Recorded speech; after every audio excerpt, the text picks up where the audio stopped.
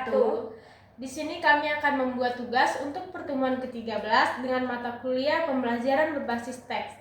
Saya Natasha Deswita sebagai pemateri. Saya Alini Pratiwi sebagai penilai pertama. Saya Wulandari sebagai penilai kedua. Assalamualaikum warahmatullahi wabarakatuh. Di sini saya akan menjelaskan tentang promosi strategis wisata bahari Kepulauan Riau. Yang pertama kita masuk ke bagian pendahuluan atau tesis. Jadi Kepulauan Riau merupakan provinsi kepulauan yang menyimpan potensi wisata bahari terbesar di Indonesia bagian barat. Dengan lebih dari 2000 pulau yang tersebar di Selat Malaka dan Laut Cina Selatan.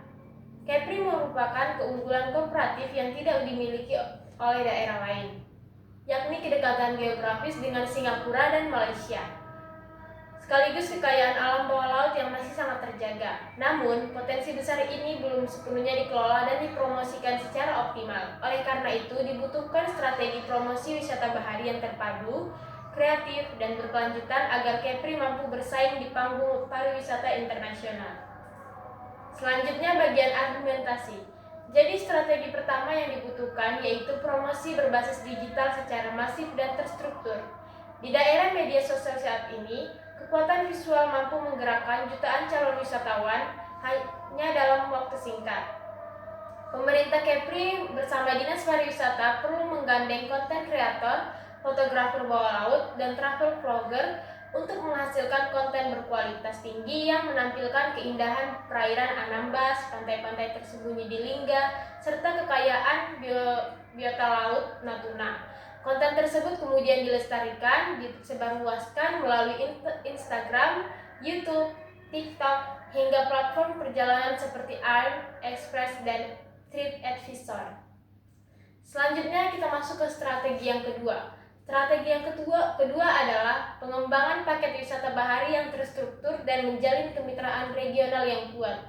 Wisata Kepri perlu dikemas dalam produk yang menarik dan mudah diakses, seperti paket island hopping, snorkeling, diving, hingga wisata memancing. Selain itu, kerjasama dengan agen perjalanan di Singapura, Malaysia, dan Tiongkok perlu diperluas mengingat ketiga negara tersebut merupakan pasar wisatawan terbesar yang berkunjung ke Kepri. Pemerintah juga dapat mendorong penyelenggaraan event internasional seperti Bintang Triathlon, Regara Kepri, dan Festival Bahari Nusantara sebagai alat promosi sekaligus magnet untuk mendatangkan wisatawan dari berbagai penjuru dunia.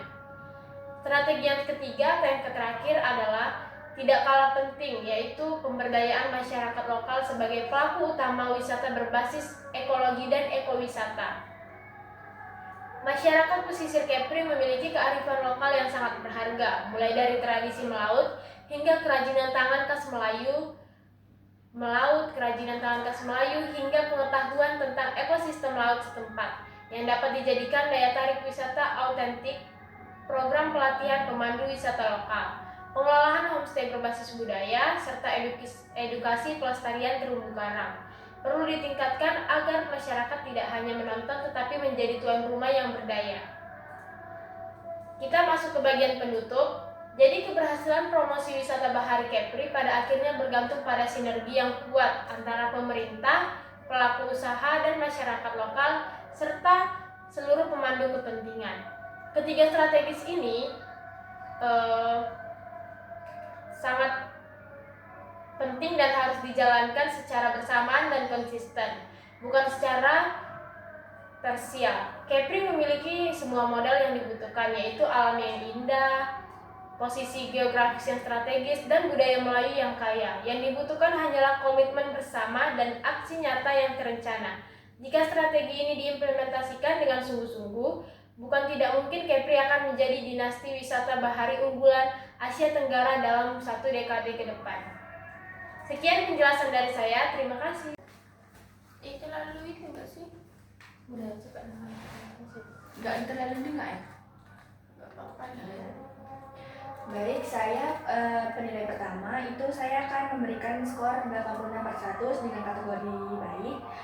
Alasan saya memberikan 86/100 dengan kategori baik itu ada berbagai alasan. Nah, yang pertama itu di bagian pendahuluan. Saya memberikan skor 18/20. Di bagian kelebihannya itu penyaji membuka teks dengan data yang kuat, yaitu menyebut lebih dari 2000 pulau sehingga langsung memperkuat kredibilitas tulisan. Nah, di bagian kekurangannya itu penyaji belum menyertakan data statistik pendukung seperti angka kunjungan wisatawan atau kontribusi pariwisata terhadap ekonomi daerah untuk memperkuat urgensi tesis. Nah, di bagian argumentasi 1 itu saya memberikan skor 17/20. Materi itu menjelaskan bagian kelebihannya itu strategi dijelaskan secara rinci dengan menyebut platform digital secara spesifik seperti Instagram, YouTube, TikTok, TripAdvisor, dan Air Expenses. Nah, di bagian kekurangannya itu penyaji tidak menyertakan contoh keberhasilan nyata dari daerah atau negara lain yang telah menerapkan strategi serupa sebagai pembanding. Nah, di bagian argumentasi yang kedua itu saya memberikan skor 18/20. Lebihnya itu penyaji mengatakan paling kuat di antara 3 paragraf argumentasi karena memadukan 2 elemen sekaligus, yaitu produk wisata atau salah sebut anjing setan. Nanti edit lah ya. Edit DP aja. Di bagian kelebihannya itu penyaji mengatakan bahwa paling kuat di antara 3 paragraf argumentasi karena memadukan 2 elemen sekaligus, yaitu produk wisata dan kemitraan eksternal secara terpadu. Nah, bagian kekurangannya itu transisi antar gagasan dalam paragraf ini agak padat sehingga sedikit sulit diikuti jika dibaca sekilas. Nah, bagian argumentasi ketiga itu saya memberikan skor 16/20. Di bagian kelebihannya itu gagasan ekowisata sangat relevan dan tren pariwisata global masa kini akan dan membedakan Kepulauan Riau dari destinasi wisata massal lainnya. Nah, bagian kekurangannya itu ini adalah paragraf argumentasi yang paling cocok. Bagian kekurangannya ini adalah paragraf argumentasi yang paling kurang didukung oleh contohnya itu konkret dibandingkan 2 paragraf sebelumnya. Nah, di bagian penutup itu saya memberikan skor 17/20. Di bagian kelebihannya itu berhasil merangkup ketiga strategi sebelumnya secara ringkas dan jelas dalam satu paragraf yang terpadu. Nah, bagian kekurangannya itu penyaji belum menyediakan penutup yang menyertakan rekomendasi yang bersifat actionable seperti siapa yang harus mengambil langkah pertama dalam jangka waktu yang berapa lama. Nah, sebenarnya itu tes ini secara keseluruhan ditulis dengan baik dan terstruktur.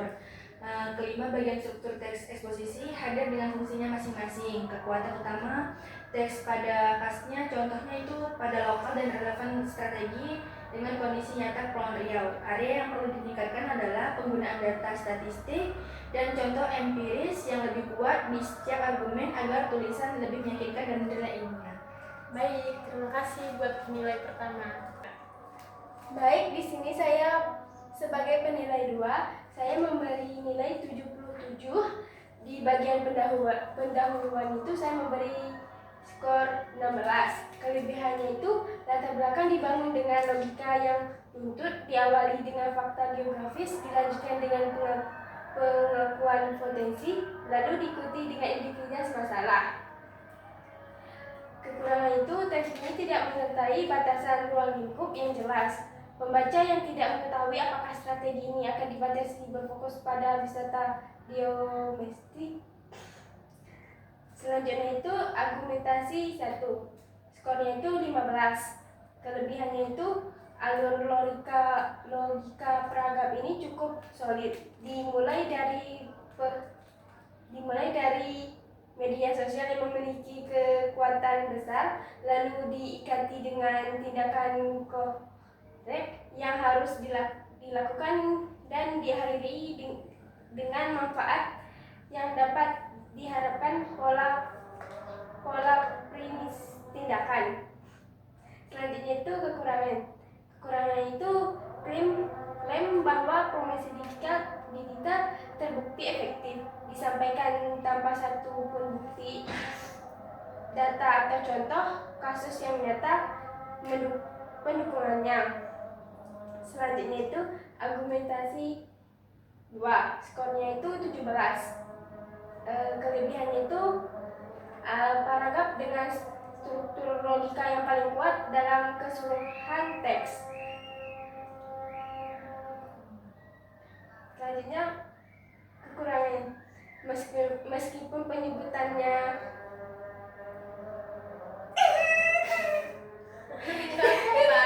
apa? Udah kekurangannya gitu. Udah langsung aja ke sini kalau Udah, nggak. iya. Oke, selanjutnya ini. Selanjutnya argumentasi 3. Skornya itu 14. Gagasan untuk menjadikan masyarakat lokal sebagai pelaku utama wisata secara logis, konsisten, dan dengan prinsip ekowisata yang berkelanjutan. Selanjutnya itu penutup. Saya memberi skornya 15. Penutup secara logis berhasil merangkup kegiatan strategi sebelumnya dalam satu pernyataan terpadu sehingga pembaca mendapatkan gambaran menyeluruh di akhir teks tanpa harus kembali membaca dari awal. Baik, terima kasih. Itu saja dari saya. Baik, terima kasih.